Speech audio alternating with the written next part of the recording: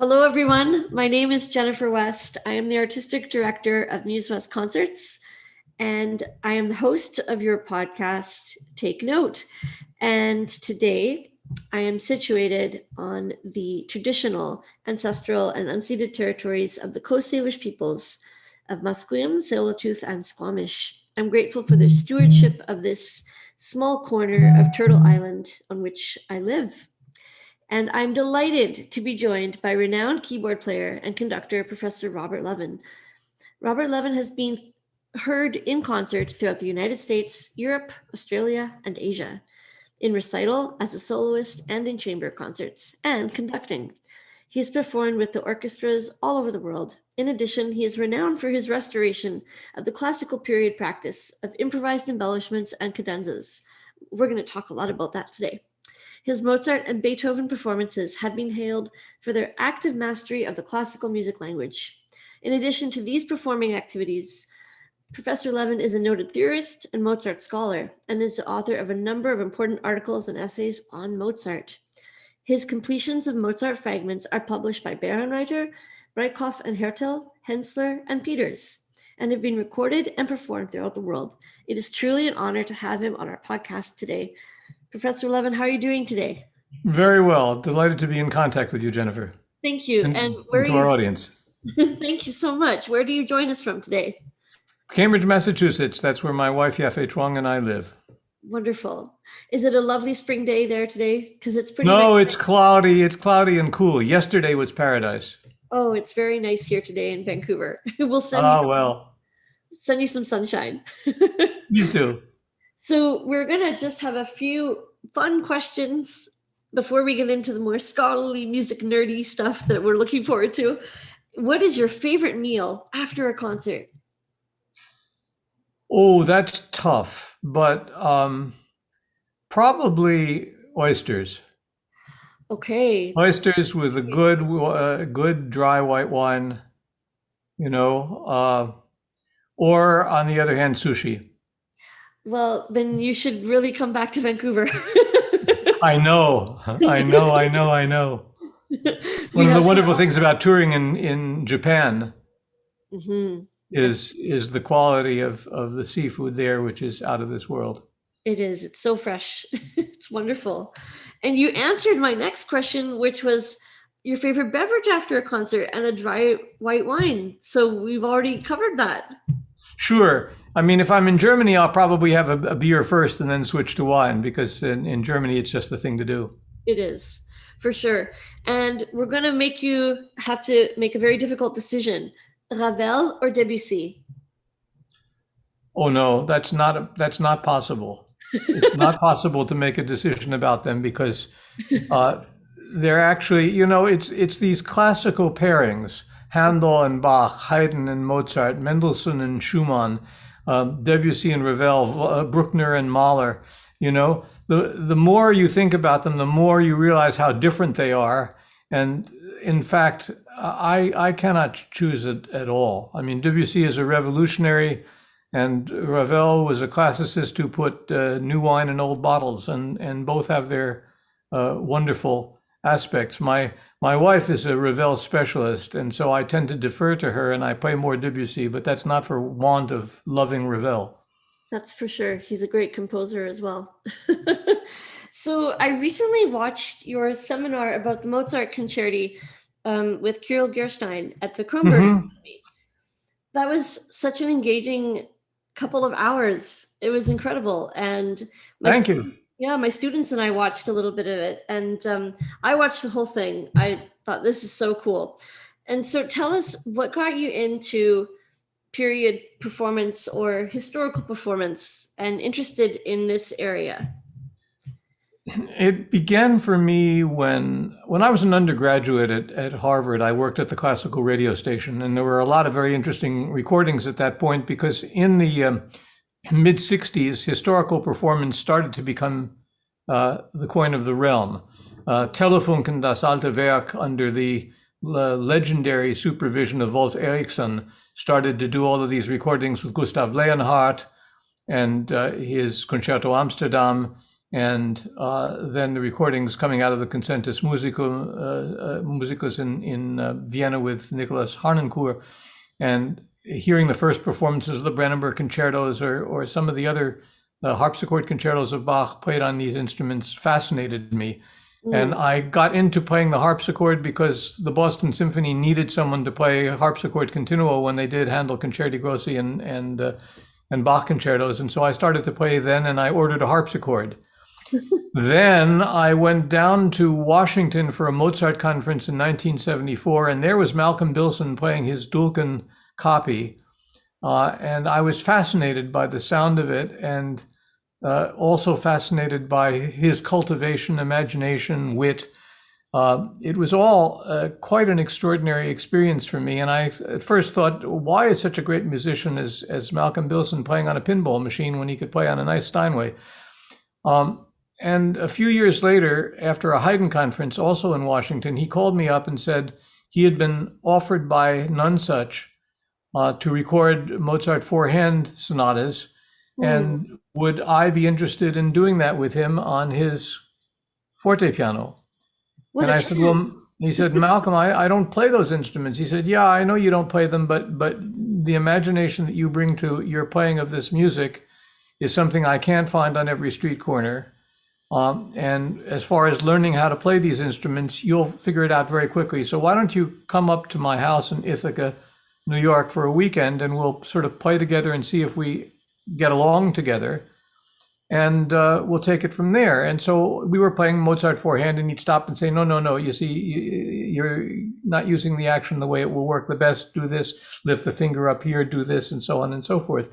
And I was fascinated by this. And he said, yeah, you're doing very, very well. So you want to do this? I said, yes, absolutely, I want to do this.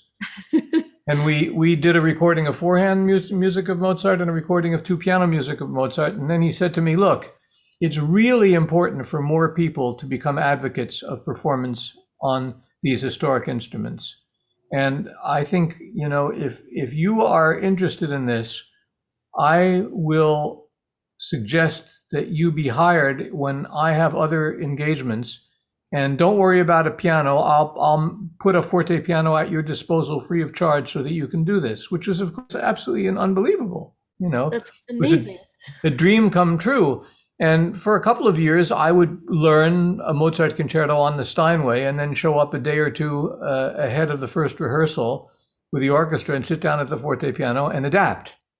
But in 1992, when I moved to Cambridge from Germany, it seemed to me time to invest in an instrument and have one at home. So I got an instrument built by Thomas and Barbara Wolfe, an instrument that I retained until I switched over to a Paul McNulty instrument, which had been custom made in order to make it possible for me to play the Beethoven Fourth Piano Concerto with true una corda, which is a very special sort of thing. That's sort of how it happened.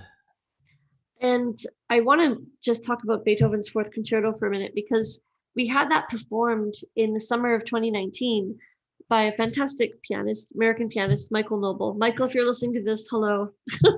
And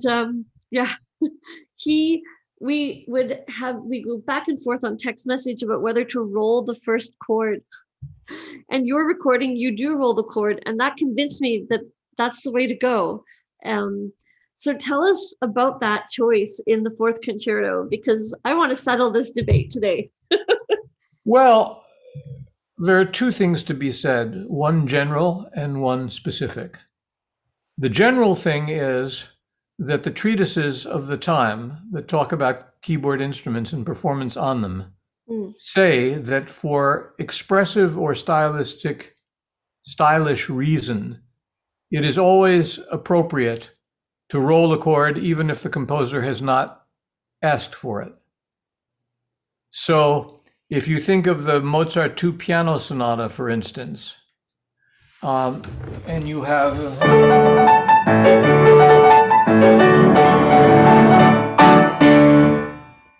playing this,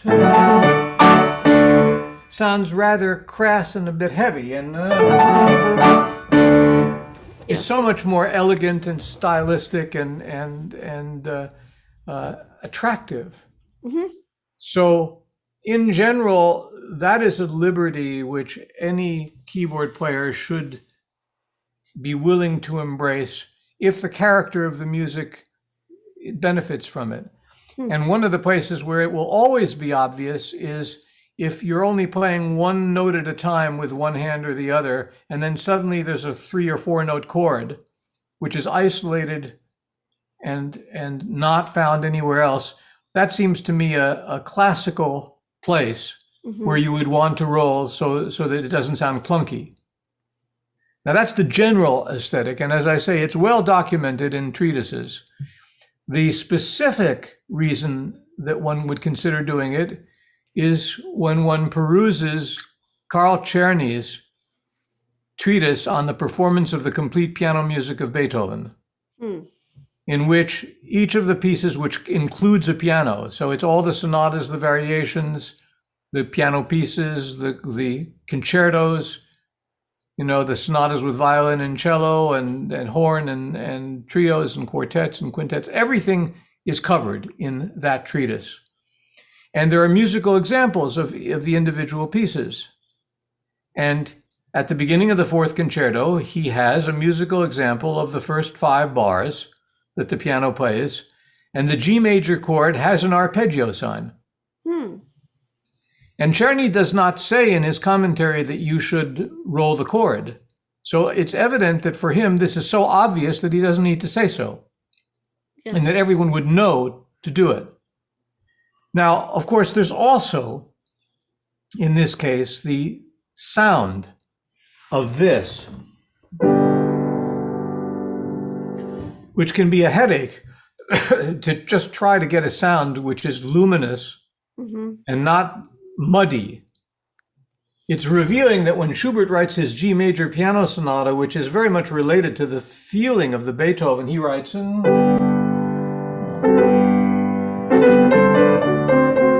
so, and not. So the heaviness of that, as soon as you roll the chord, the problem disappears. That makes sense to me. So, there are people who don't like it, and I say, then you don't have to do it. Yeah. But as I say, there is the historical evidence, there is the sound evidence. And, the issue of rolling the chord at the beginning of the first movement has its counterpart in the second movement of the concerto, where it has been argued, I think quite plausibly, that second movement is about Orpheus going down to the Furies and begging for the release of Eurydice. I've heard that too. And of course, if in fact that's what it is, what is Orpheus playing? He's playing the lyre. What's the lyre? The lyre is a harp. Where does the word arpeggio come from? It's from harp. Harped. So then...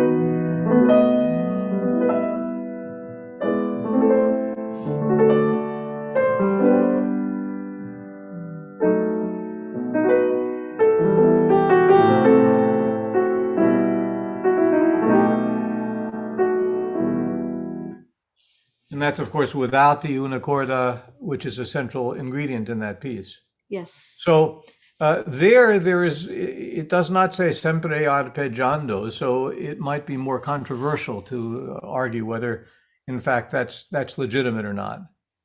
I did it because I thought that it was a good idea. It makes sense to me because of all the reasons you've described. And it's so wonderful to speak about this music in that kind of depth with that kind of historical background. And I think that that's kind of what is drawing me to learning more about this movement and what scholarship is coming up with to pair. Well, the second movement of the concerto is clearly something absolutely extraordinary and unlike anything else. It clearly has no form. None. What it is a rhetoric, it is a dramatization of a scene. And it's very, very clear that that's what's going on because it unfolds one thing after another. There is the severity of the strings driving away the protagonist. There is the pleading of the protagonist, the unyielding quality of the orchestra as it responds. And then gradually what the piano does is to move and mollify the orchestra until it becomes completely subdued. And then when that happens, there is an extraordinary explosion of absolute terror, in which Beethoven tells you to go from pianissimo to fortissimo and to go from one string to two strings to three strings. There isn't a single piano that's been manufactured in the last, 160 years that can do that. That's true. A Steinway will go from 3 to 2. A Bösendorfer will go from 3 to a little bit less used, the places where the grooves in the felt hammers are less used, and so it's a slightly nicer sound. But only certain instruments were capable of doing this. The Erard of 1803 that Beethoven owned could do that. And later on, the Broadwood that Broadwood sent to him could do that. But the Viennese piano makers like Walter and Graf didn't do it because there were design problems with having a shifting soft pedal that moved all the way over, because if it moved enough over to hit only one string, then the hammerhead would start hitting the next string of the next trichord. And you'd start to get that. And if you tried to solve that problem by having the three strings closer together, then the damping of the instrument would suffer.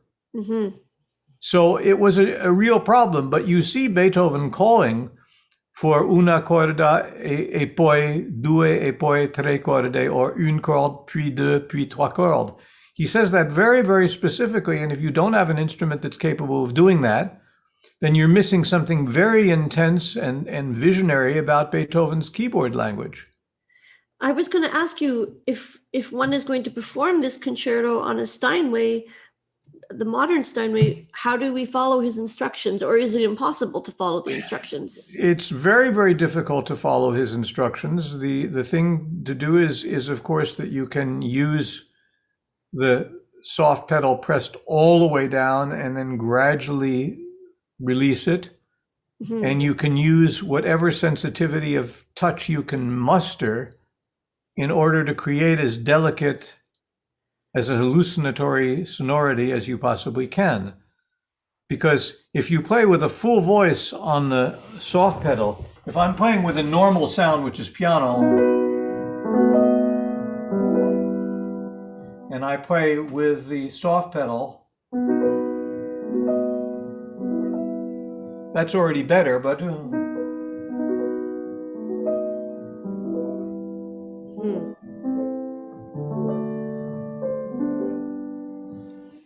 you see, you can actually get a quite heavenly sound, but it takes a good deal of adaptation to the particular piano that you're using, because some of the notes may not sound. So it's not as naturally easy a thing to do. It isn't. And I'm just picturing that pianists arrive at the hall, and if they're lucky, they have 3 days with the orchestra. If they're lucky. Lucky, really lucky. Yeah, that's right. Now, that's right. Speaking of forms that are interesting and kind of new, would I be wrong in saying that Mozart's Fantasia in D minor was quite something new? Was it sort of innovative for its time? Well, what I would say is this. We have come to believe that fantasy was not written in around 1781 or 82, which is what the Kirchel number suggests, but it was written quite late, 1788 or 89. So it was a later piece, and for Mozart, it's a remarkable piece in every respect because it has a great deal of melancholy and it has violence. Much. of a kind which is very, very unusual for anyone, and here comes the kicker, for anyone who does not know and venerate the fantasies of Carl Philipp Emanuel Bach. Because if you know the fantasies of Bach, and in particular the one which is called C.P.E. Bach's Feelings, C.P.E. Bach's Empfindungen, which is a completely subjective rendering of wild and wide mood swings that go from the most morose and sad reflection to sudden outbursts of fast passage work that really rip the spirit apart. And so we know that the Mozart family, Leopold and Nannerl and Wolfgang, all knew the C.P.E. Bach keyboard works very, very well. And so I would suggest that there is a connection there. Mm-hmm. And the connection might also, we have no way of knowing this. It's often interesting to look at the pieces that Mozart wrote when people near and dear to him passed away. So that when Johann Christian Bach died, Mozart honored him in the second movement of his A major concerto with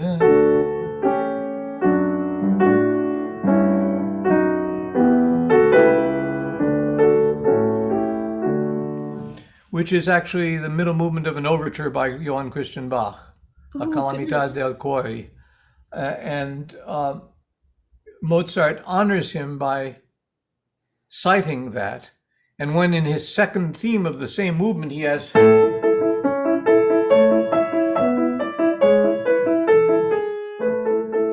he's quoting himself, which is his way of saying, you see, I could not have done this without you. So he's attaching his own invention to J.C. Bach's. When J.C. Bach's musical colleague, Carl Friedrich Abel, died in 1787, Mozart honored him. Abel had written a violin sonata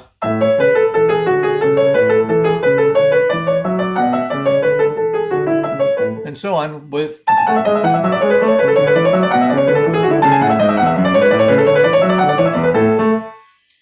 which of course kind of puts poor Abel to shame. But it is a way of showing that Mozart is thinking about this. Now, C.P.E. Bach died in 1788.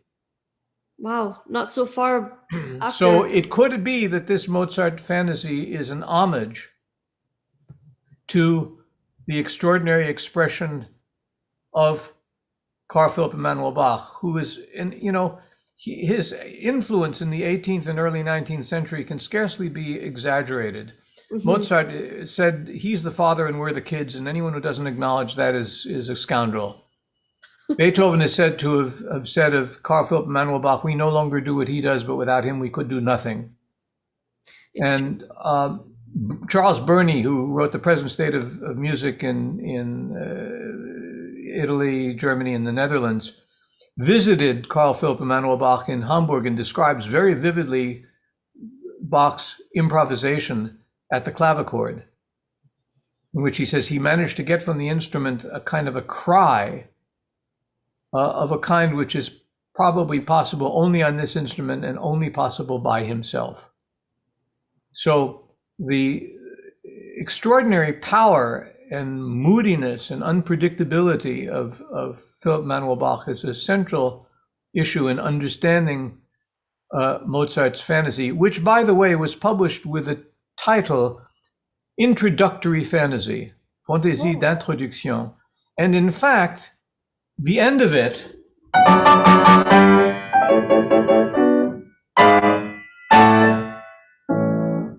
is there. That's the end of the piece. I wanted to talk about this.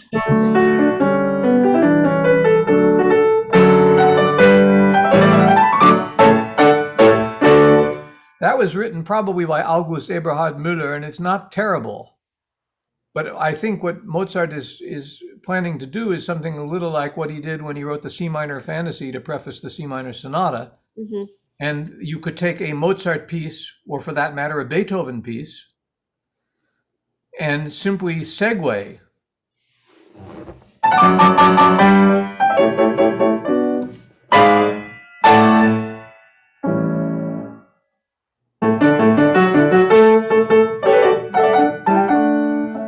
You see, or brilliant.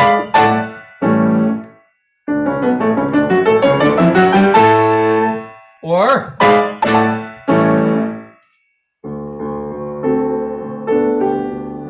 Absolutely. Or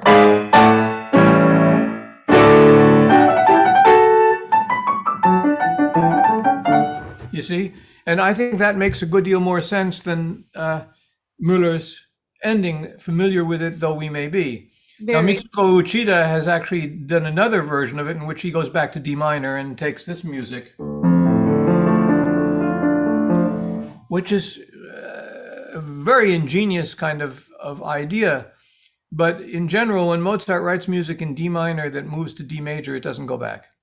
We're back to the joy. We've left the tragic and we've re-entered the joy. Ah, think about what happens at the end of Don Giovanni. Think about what happens in the D minor piano concerto. Now, it isn't lost on me that this Fantasia is written in the same key as the overture and much of the opera of Don Giovanni. And Yes. I wanted to talk about opera and Mozart. And we always tell our students, intermediate and advanced students, Mozart's operatic, think opera. What do we mean when we say that, though? Because we kind of repeat these words, but what does that mean? It has to do with acting, with the transmitting of emotion, and with the sense of narrative. Yes. Opera is about what happens to people. And if you're playing a Mozart piano concerto, it's about what happens to a person. It's a monodrama with a single character.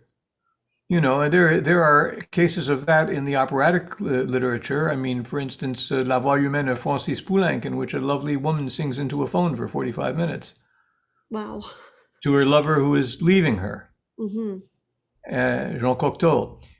Quite remarkable. So, I mean, the important thing is to understand the unfolding of a plot line and to see how from moment to moment the music is subject to pressures, relaxation, terror, eroticism, restlessness. To understand that the rhythms and the melodies that Mozart puts into his operas and puts into his instrumental music are all about the life that we experience. And we have to be able to look at the music that we play and see the character that emanates from the content. Mm-hmm.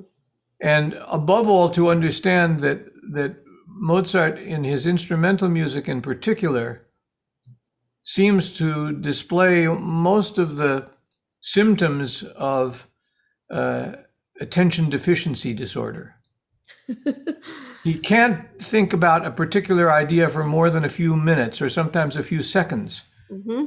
And understanding this is a challenge to the performer to read these mood swings and to enact them. And interestingly enough, sometimes you can get a better idea of what's going on in terms of the mind swings by looking at the left hand rather than the right. Because when the accompaniment figure changes in the left hand, then probably something is going on in the right hand as well. Yes. You have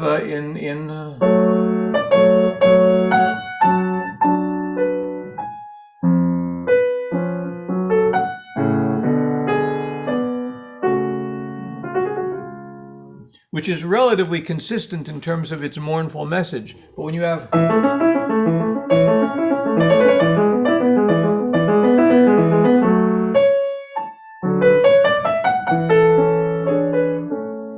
you see, there are a lot of characters there. There's this one, there's this, and this. Now, if you don't do that,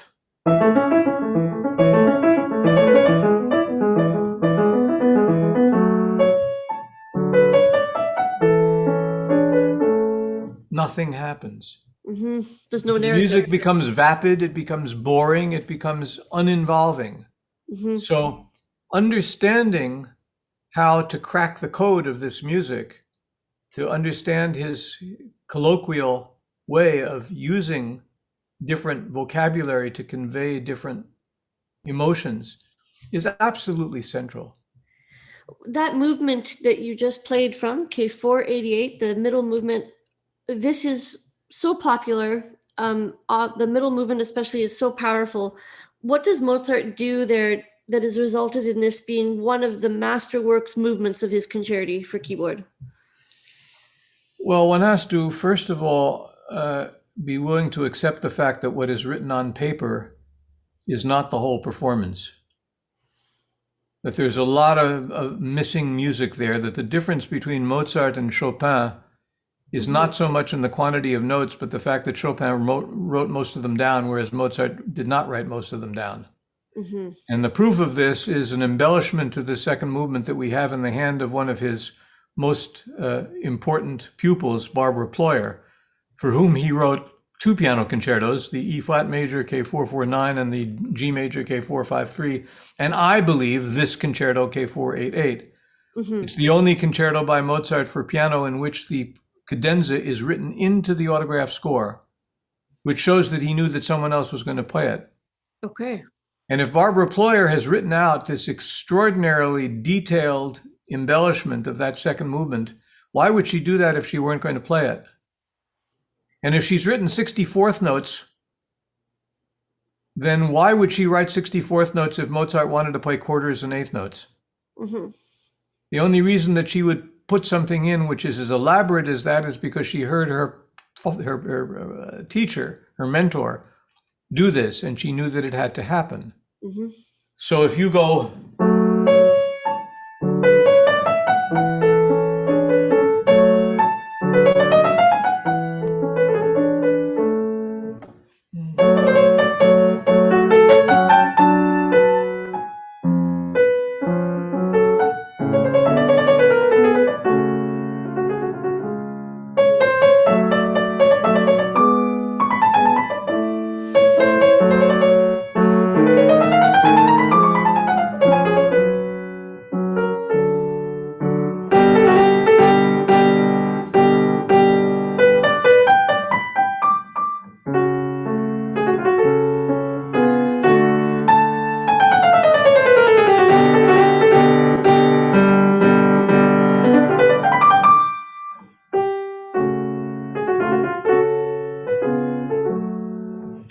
I'm not saying that's what you should do, but I'm saying it's an example of something that you could do.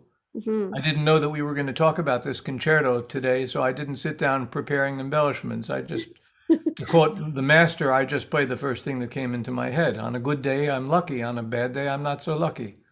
But I think it's worth taking risks. It is. And I think this is something that's missing in a lot of Western classical music education. People aren't willing to take risks anymore because they have competitions for which they feel they need to be note perfect preparation. Absolutely. And competitions and recordings and splicing, all of these things embalm the music rather than enliven it. It's a disaster. Mm. And I do know that there are young people definitely interested in authentic historical instruments, historical performance. So I'm actually pretty hopeful for the outlook of this kind of scholarship continuing. And of course, I think it will. It will. And we owe such a debt of gratitude to pioneers in the field like Gustav Leonhardt. And I wonder if you could tell me, what was it like working with Christopher Hogwood? Well, it was an enormous joy. Mm-hmm. Christopher is very erudite. He's very witty. He was extraordinarily knowledge,able. Mm-hmm. And I'm proud to say that my first collaboration with him came actually not at his instigation, but at mine. Many, many years ago, I was living in Freiburg and teaching at the Hochschule there. And I got a call from a television producer named Jeremy Marr, who was doing a series on British television on improvisation in cultures around the world. And he said, I've got lots of wonderful stuff from everywhere except basically from Europe. He said, all I've got in terms of European improvisation is organ symphonies because of the French great tradition of Vierne and Widor and so on and so forth, taken up to the present time. He said, I asked somebody and they said I should call you because you might be able to do something for me in this regard. And I said, yeah, I could do something. He said, what could you do? I said, well, I could show how cadenzas are supposed to be improvised. He said, well, how would we make that work? I said, well, how about we do this?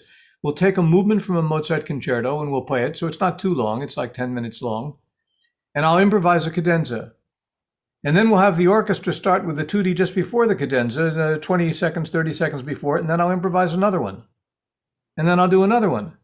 And then people will understand that there's risk-taking, that there's spontaneity, and that this contributes something to the performance of the concerto movement, which is rather special. He said, that sounds like a very good idea. Well, in order to do that, we'll need a band. Whom should we get? I said, why don't you get Christopher Hogwood and the Academy of Ancient Music? Not a bad band. No. So they were duly summoned, and there was this monstrously huge church on the South Bank in Tooting on the Northern Line. And I came into the church there and sat down at the forte piano and started noodling around a little bit. And soon enough, then Chris came and we did this. And as a matter of fact, if you go onto Google and look around, you can find snippets of the interview that Jeremy Moore did with me with Chris Hogwood, both of us looking considerably younger, I must say, in which we talked about this. And not long after that, Chris went into Decca and said, I think I found someone to do Mozart concertos. Why don't we do a recording of Mozart concertos together? And Decca said, why don't you do the lot? Wow. So in 1993, we embarked on the Traverso of the Complete Concertos. 7 years later, Decca canceled the series after we had done 8 out of the 13 projected CDs. But now there are plans to return and finish the that haven't been done with Richard Egar, and I'm very, very excited to be able to announce that this is going to happen within the next year or so. Is this official? Is this real news? Well, I mean, I think it's real news. There hasn't been a press release yet, but I mean, the major issue right now is fundraising. Yes. Because I've been told that it will take about £500,000 to do this.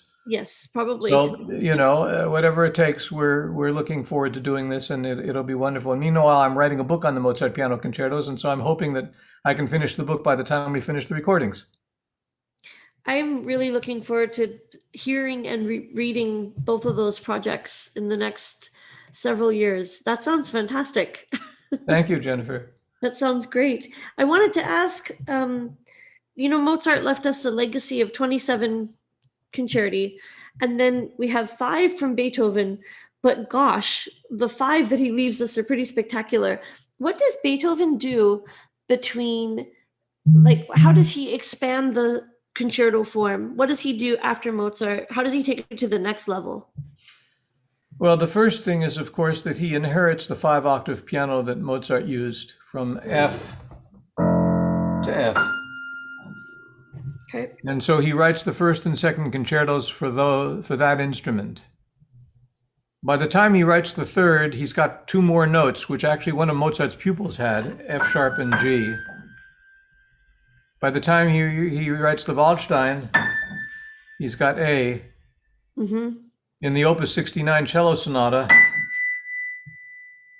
But then he got 5.5 octaves, and the 4th concerto is written for 5.5 octaves. The 3rd concerto is written sometimes for 5.5 and sometimes not. Okay. He rewrote some of the passages to accommodate the greater range. And then by the time he writes the Emperor concerto, he's got 6 octaves. And by the time he writes the last sonatas, he's got the Graph, which will go down to C. Mm-hmm. And Beethoven is constantly battling the range limitations that he's got. The piano was developing then at the same speed as the computer today. The technological advances were enormous. The tension on the strings of Mozart's forte piano was about 2,000 kilograms. On a Graph of Beethoven, late Beethoven's time, was about 5,000. On a concert grand of today, it's 20,000. And so that's why you need these huge cast iron frames to support the tension. A wooden instrument like the ones in the 19th century, until Steinway came, would have collapsed under the tension that was brought on the strings. So the piano was getting more powerful. It was sustaining more. It had a richer sound. It had heavier hammers. Mm-hmm. Mozart's hammers were small wooden ones covered with 1 or 2 layers of leather. And that continued into the 19th century before they were replaced by felt. So there's all of that. And then, of course, there's the evolution in scale. When you look at Beethoven's first two symphonies and then see what he does with the Eroica, the extraordinary way he expands the structure of his pieces, that you see that happening to some degree in the piano concertos. The fourth is certainly a bit larger than the third, second, and first, and the fifth, of course, is on a vast scale. And so there is that. There is also in Beethoven an inheritance from Haydn in which the interior movements can be in exotic keys. So that the C major concerto has a middle movement of A flat major. Yes. You see, whereas, of course, the B flat concerto, which was written before the C major concerto, is more traditional, having a second movement in the subdominant. Right. You see, but when he goes to the C minor concerto, you have E major. Wow.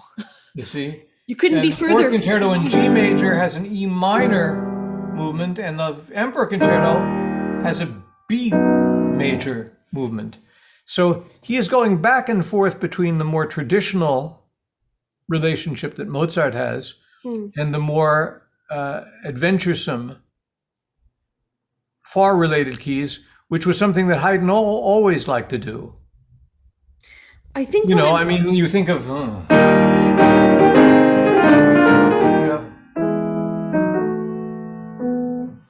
going from E flat major to E major, which was something that Mozart would never countenance.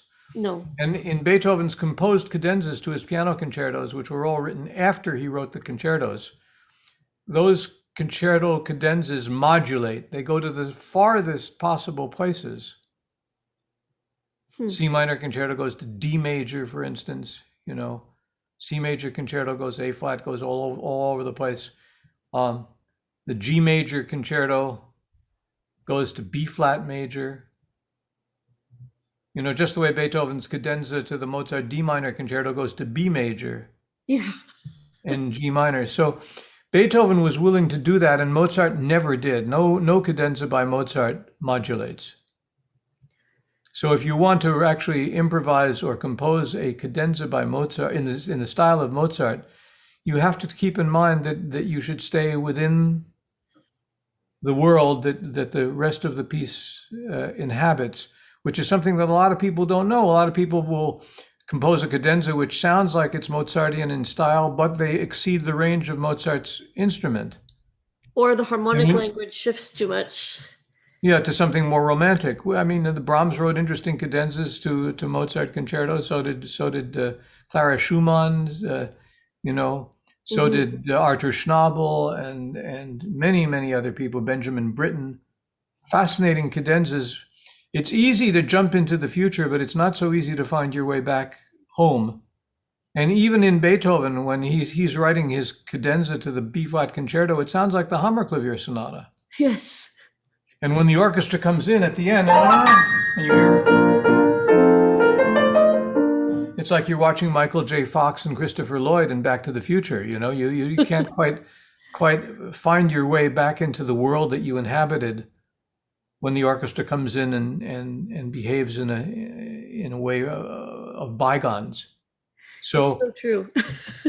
I liken this to the Hollywood producers who, when they film something which is supposed to take place in 1840 or in 1780, they spend a great deal of time and money researching costumes and architecture and garden design and all sorts of things so that there's a true-to-life evocation of that period. There is one of the Jane Austen movies, I can't remember whether it's Pride and Prejudice or Sense and Sensibility. There's a beautiful exterior shot, and at a certain point an airplane flies over. Oh goodness. Well, I mean, of course it's grotesque. Because the idea that, you would do that would be a little like shooting a film like Gone with the Wind that takes place in the Civil War, and there are people using machine guns. Yeah. If you happen to know a little bit about the general setting and you saw an airplane flying by, you'd crack up. But Yes. since most people are used to seeing airplanes fly by, they would probably, see the airplane there and not think twice about it because airplanes fly by. Mm-hmm. But if it matters not to have airplanes flying by, if it matters having the right kinds of costumes, then it matters what kind of harmonic vocabulary and rhythmic vocabulary you have, and whether you stay inside Mozart's range of his piano, and so on and so forth, because these things are part of the verisimilitude of the story that you're telling. That's At least right. that's the way I feel. I mean, someone else wants to put some jazz into it, or some pop music. It's okay with me. It's just not what I do. Mm-hmm. And that makes sense to me because we're trying to create something very authentic. And Yeah. I'm wondering, to close off our interview, can you tell us what were lessons like with Madame Boulanger? And it sounds like you speak French. I do. Parfait. Comment étaient les Parfait. leçons avec Madame Boulanger? Devrais-je continuer en français? Parfait. Je ne sais pas si tous les auditeurs seraient contents. On va retrouver la langue anglaise. Yeah, I was 12 when I went over to work with Nadia Boulanger at Fontainebleau, which this year is celebrating the 100th anniversary of its existence, by the way. Wow. The Fontainebleau School of Music and Fine Arts began in 1921 and 1923, respectively. And so as a young boy, at the age of 12, I went over to work with Nadia Boulanger, and I worked with her for 5 summers at Fontainebleau and for a year in Paris when I was 14, 15 years old. And there was a book written about her called The Tender Tyrant, which is a very good evocation, because she would put a Stravinsky orchestra piano and ask me to sight read it. And if I did not sight read it perfectly, I would get her fists in my ribs, and she'd start yelling at me, and it was terrifying. I would start to weep. And then she would change herself into a benevolent grandmother and say, "Oh, Bobby, no, I love you. No, of course, please don't cry. No." Yeah. And I would wipe my tears and start to smile, and then I'd start to play, and then she'd go at it again. But she, if anyone wants to know what it was like to work with her, there are 2 wonderful sources. One of them is the book Mademoiselle by Bruno Mont-Saint-Jean, which is based on a series of interviews he conducted with her towards the end of her life. And the other is the film of the same name, the documentary film, in which you see her in her apartment in the Rue Baru in Paris, teaching a class. Among other things, they're talking about Mozart and the Schumann, Davidsbündler. And you get a sense of her as a musical personality and how she evokes and inspires her young charges. Because she says in one of the interviews that the essential thing about being a teacher is to encourage a sense of fantasy, imagination, and risk-taking in a young musician, and beyond that, to be utterly ruthless in matters of discipline. Sounds like she was. Well, she was, and what she did was, and I'm fond of using this metaphor, she gave her pupils who were willing and able to accept this regime, she gave us a toolbox that was full of all of the utensils that one could possibly need in a future life as a musician, regardless of the direction that one went.